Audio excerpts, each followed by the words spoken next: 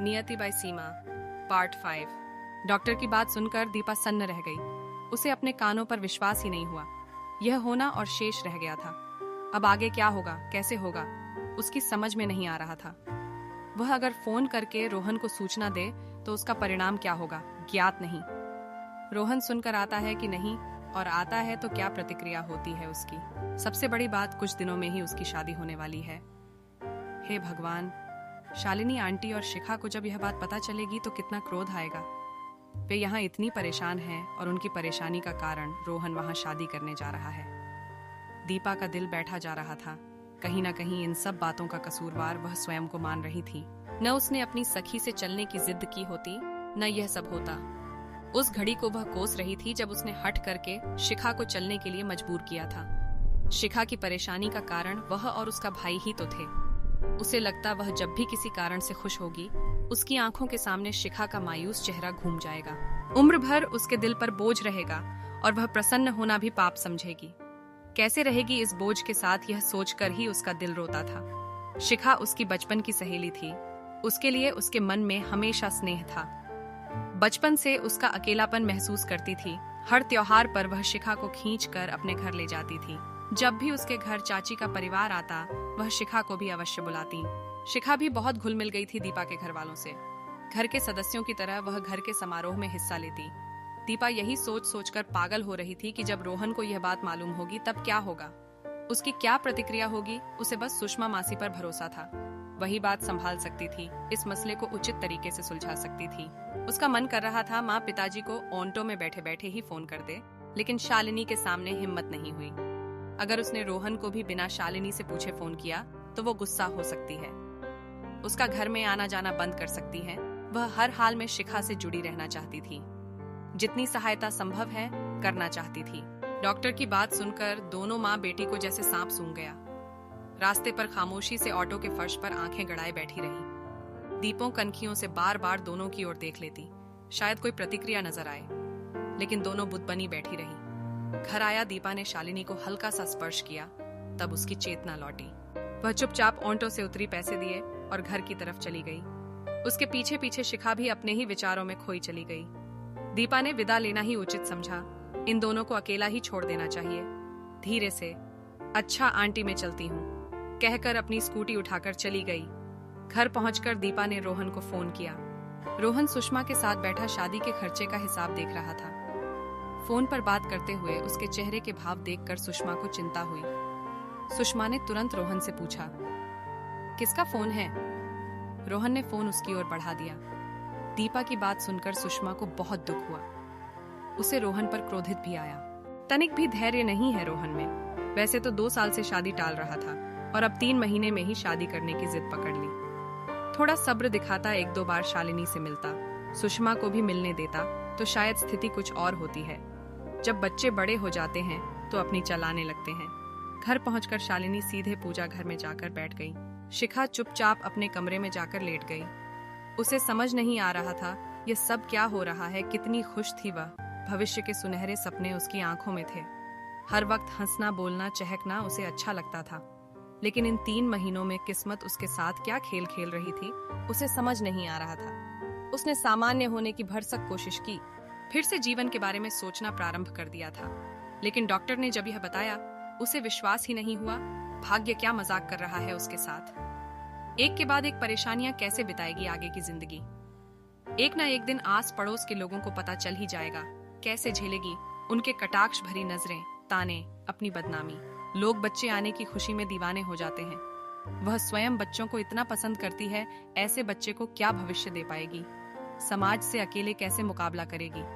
किस किस को समझाएगी उसकी गलती नहीं है। माँ के बारे में सोचती तो सारा शरीर पसीने पसीने हो जाता।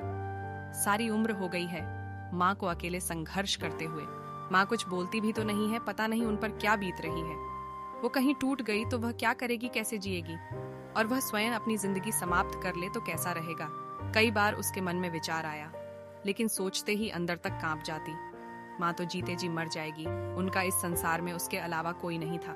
कैसे जिंदगी काटेंगी उसके बिना, और उसके साथ इस कलंक को लेकर। सोच सोच कर उसके सिर में दर्द हो रहा था, दिल रो रहा था। आसपास कुछ अच्छा नहीं लग रहा था। इन 3 महीनों में उसकी हिम्मत जवाब दे गई थी। कमजोरी महसूस हो रही थी, चक्कर आ रहे थे, ठीक से कुछ खाया नहीं जाता था, उबकाई आने लगती। वह बाथरूम की तरफ भागी।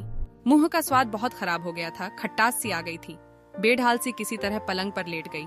उल्टी करने की आवाज सुनकर शालिनी भागी भागी आई। जल्दी से गर्म दूध और 2 डबल रोटी के टोस्ट बनाकर शिखा को दिए।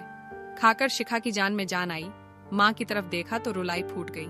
माँ एकदम बेचैन सी लग रही थी। इन 3 महीनों में 10 साल उम्र बढ़ गई थी। शालिनी ने आगे बढ़कर शिखा को सीने से लगा लिया। पलंग पर बैठी शिखा शालिनी के सीने से लगकर फूट फूट कर बहुत देर तक रोती रही। शालिनी ने थोड़ी देर उसे रोने दिया, फिर बोली, आज रो ले जितना रोना है, फिर तेरी आंखों में आंसू नहीं देखूंगी। तू अपने आप को कभी अकेला मत समझना। जब तक मेरे शरीर में जान है तेरा साथ दूंगी। तेरी कोई गलती नहीं है, इसलिए मारूंगी और डांटूंगी नहीं। जो किस्मत में लिखा है हम दोनों मिलकर मुकाबला करेंगे। आगे क्या करना है ठंडे दिमाग से सोचेंगे, अभी तू आराम कर। माँ की बातें सुनकर शिखा के कलेजे को जैसे ठंडक मिल गई। उसके अंदर हिम्मत का संचार हुआ। धीरे से शालिनी से अलग होकर पलंग पर लेट गई। शालिनी कुछ देर तक तो बेटी को निहारती रही, फिर रसोई में जाकर अपने कुछ खाने पीने का इंतजाम किया। बैठकर सोचने लगी, बेटी को तो हिम्मत रखने के लिए कह दिया, लेकिन स्वयं हिम्मत कहाँ से लाएं? थक गई किस्मत से लड़ते लड़ते। डर रही थी शिखा कुछ अनुचित कदम न उठा ले, इसलिए उसको सांत्वना देना आवश्यक था। एक बार को तो मन में आया, क्यों ना दोनों ही अपना जीवन समाप्त कर ले, सारी परेशानियों का अंत हो जाएगा। लेकिन 2 नहीं, अब 3 जीवन समाप्त होंगे, और कितना गलत होगा सब कुछ। फिर क्या करें, कुछ समझ में नहीं आ रहा था। समाज से कैसे लड़ेगी, किस किस को जवाब देगी। लगता है जो अकेलापन उसकी किस्मत में था वही बेटी को भी विरासत में मिल गया। मन बहुत दुखी हो रहा था। कोई ऐसा भी नहीं था अपना जिससे सलाह ले सके। पता नहीं पत्थर से बनी कितनी देर बैठी रही। घंटी की आवाज सुनकर तंद्रा भंग हुई। आंचल से आंसू पोंछते हुए दरवाजा खोलने गई। कौन होगा इस वक्त? दीपा ही होगी, बेचारी बहुत दुखी है। स्वयं की गलती मानकर बेकार शर्मिंदगी का बोझ ढो रही है। दरवाजा खोला तो सामने रोहन एक बड़ी उम्र की औरत के साथ खड़ा था। रोहन अपनी माँ के साथ आया है, समझ गई शालिनी। धीरे से दरवाजे के एक ओर हो गई। दोनों अंदर आकर ड्राइंग रूम में सोफे पर बैठ गए। सुषमा अभिवादन करके बोली, जो कुछ हुआ हमें उसका बड़ा अफसोस है। आगे आप जैसा कहें हम वैसा करने को तैयार हैं। शालिनी सिर झुकाए बैठी रही। इतने में दीपा और गुप्ता दंपति भी आ गए। दीपा ने घर पहुंचकर माँ पिताजी को सब बातें बता दी थीं। उन्होंने जब सुषमा से बात की तो उसने उन्हें बताया कि वह रास्ते में थी और शालिनी से मिलने जा रही थी। शालिनी को लगा उसका घर तो भर सा गया। इतने लोग एक साथ उसके घर में कभी नहीं आए। दीपा सबके लिए पानी लेकर आई। सब सामान्य होने की भरसक कोशिश कर रहे थे।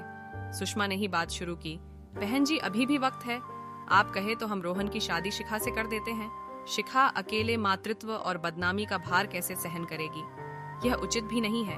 रोहन अपनी जिम्मेदारी अवश्य उठाएगा। रोहन ने कुछ कहने के लिए माँ की तरफ देखा। सुषमा ने आंखों से उसे खामोश कर दिया। रोहन समझ गया, इस बार माँ जो उचित समझेगी वही करेगी। उसकी पारुल से शादी का भविष्य अब शालिनी के उत्तर पर निर्भर करता है। गुप्ता जी बोले, यह काम बहुत पहले ही हो जाना चाहिए था। इतने दिन आप दोनों अकेले परेशान होते रहे। शिखा जैसी सुशील लड़की जिस घर की बहू बनेगी वह घर तो धन्य हो जाएगा। पुष्पा ने भी अपनी राय दी, पहले ही काफी देर हो चुकी है और देर मत करो। इससे पहले समाज में यह बात फैले और बदनामी हो, हमें यह शादी सादे तरीके से कर देनी चाहिए। शालिनी सोच सोचकर थक चुकी थी, क्या करना चाहिए और क्या नहीं। उसे लगा अगर उसने पहले ही रोहन की बात सुन ली होती तो शायद इतने दिनों की परेशानी से शिखा को बचा लेती। लेकिन उस दिन तो वह इतने गुस्से में थी, उसका दिमाग काम नहीं कर रहा था। जो होना होता है वैसे ही होता है, घटनाएं उसी तरह से घटित होती हैं। शायद रोहन और शिखा की जोड़ी स्वर्ग में ही निश्चिंत हो गई थी, वरना यह शादी कभी मुमकिन नहीं होती। दोनों परिवार के आर्थिक स्थिति में धरती आसमान का अंतर था। अब हालात ऐसे बन गए हैं कि वर पक्ष स्वयं रिश्ता लेकर आया है। शालिनी को लगा कि वह उनकी शराफत को भी नजरअंदाज नहीं कर सकती। वे लोग चाहते तो साफ इनकार कर सकते थे, कह सकते थे उनका इस घटना से कोई संबंध नहीं है। वह कहां कहां सिर मारती, कौन उसकी बात पर यकीन करता। सब लड़की की गलती बताते।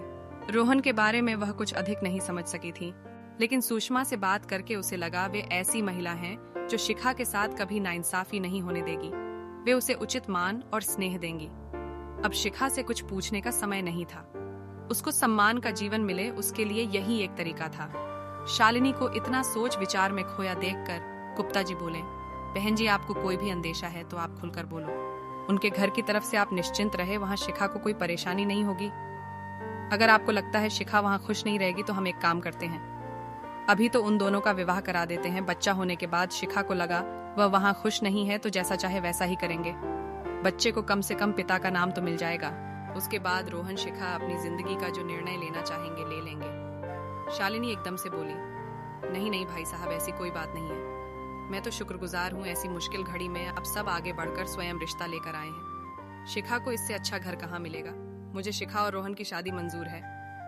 दीपा ये सब दरवाजे की ओर से सुन रही थी। वह बहुत प्रसन्न थी। उसके सिर से बोझ उतर गया था। वह अंदर भागी शिखा को बताने के लिए। शालिनी रसोई घर में चली गई जलपान और मिठाई की व्यवस्था करने। पहली बार उसके घर में दामाद और उनका परिवार आया था। वह बहुत हल्का महसूस कर रही थी। कहानी जारी रहेगी। आगे की कहानी अगले भाग में, अगला भाग जल्द ही आएगा। कमेंट में जरूर बताएं कि आपको कहानी कैसी लगी। कहानी अच्छी लगी है तो वीडियो को लाइक कीजिए, शेयर कीजिए और हमारे चैनल को सब्सक्राइब करके बेल आइकॉन को भी दबा लीजिए ताकि मैं जब भी वीडियो अपलोड करूं आपको वीडियो का नोटिफिकेशन मिल सके। तो चलिए दोस्तों, मिलते हैं नेक्स्ट वीडियो में। तब तक के लिए bye and thanks for watching video.